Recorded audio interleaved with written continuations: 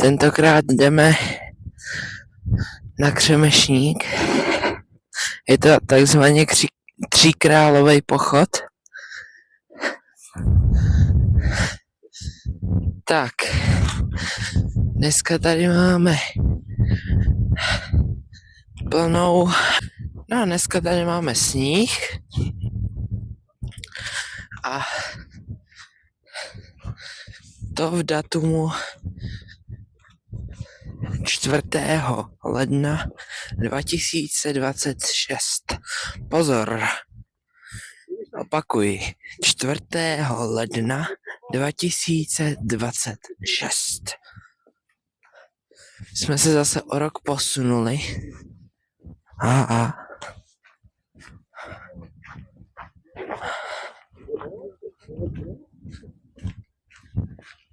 Tak. Zatím se jde pěkně. Nejsou tady ani žádný jako ledový překážky, že by se po nich uklouzávalo.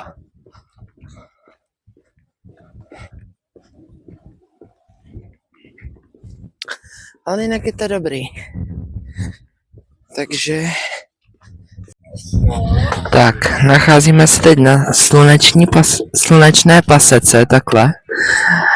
A zatím je tu teda dost lidí. Jako docela dost.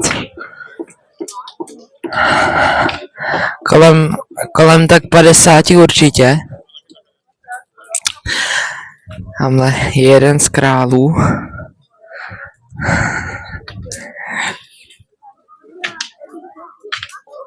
Tam si hrajou děti. Aha. Tady legenda.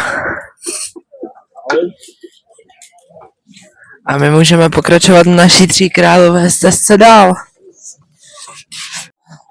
Tak. Zlatá studánka na Křemešníku. Máme. I tady je hodně lidí.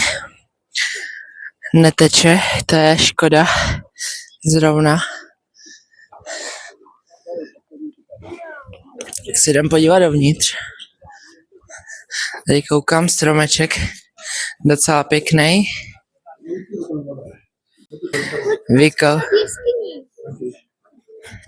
Tak, jak řekl Viko, už jdeme na jeskyni.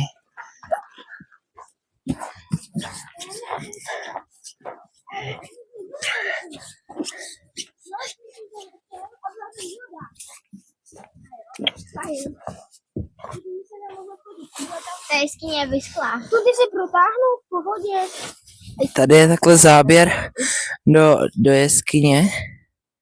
Tam byly nějaký bylďáci. Proto to asi zamkli.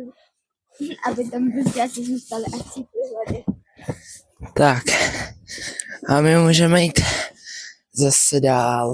Ale tentokrát už půjdeme hezky křížovou cestou nahoru na Křemešník. Tady, když se protáhneme k prvnímu zastavení křížové cesty. Ano, Pán Ježíš je odsouzen k smrti.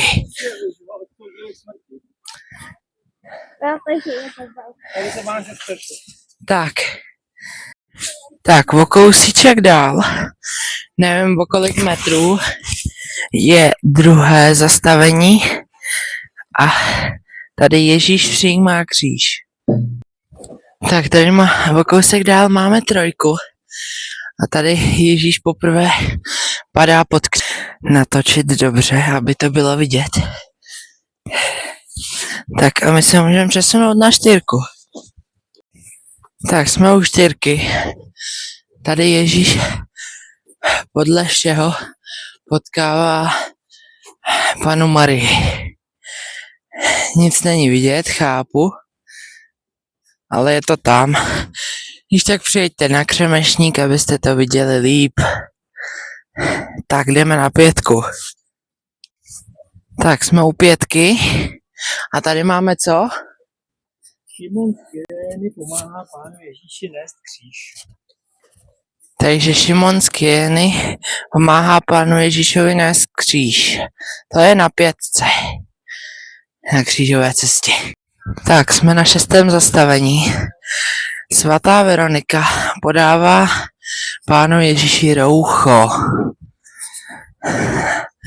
V originále je tam napsaný roušku, ale nejsme v době 2020. Tím chci připomenout covid, tak doufám, že už nikdo neležíte doma s covidem. A kdyby jo, no tak nám aspoň můžete dát odběr a přeju vám brzké uzdravení. Na 7. zastavení Ježíš podruhé padá pod křížem. Kdybyste nevěděli, těch zastavení je celkem 14. Ale jsme na 7, takže jsme v polovině. Dobrý, tak jdem dál. Tak, tady máme 8. A tady pán Ježíš napomíná plačící ženy. Tak, už jenom 6 zastavení. Na 9 máme, jak Ježíš po 3. pod křížem padá. A jdeme dál. Tak, 10 a pánu Ježíši sundávají roucho. Můžeme jít dál. Tak na 11. zastavení je trochu bolestivější obrázek. Tady pána Ježíše přibíjejí na kříž. No nic, blížíme se do finále. 12. zastavení. Tak, 12. A zase taky bolestivější obrázek. Pán Ježíš umírá na kříži.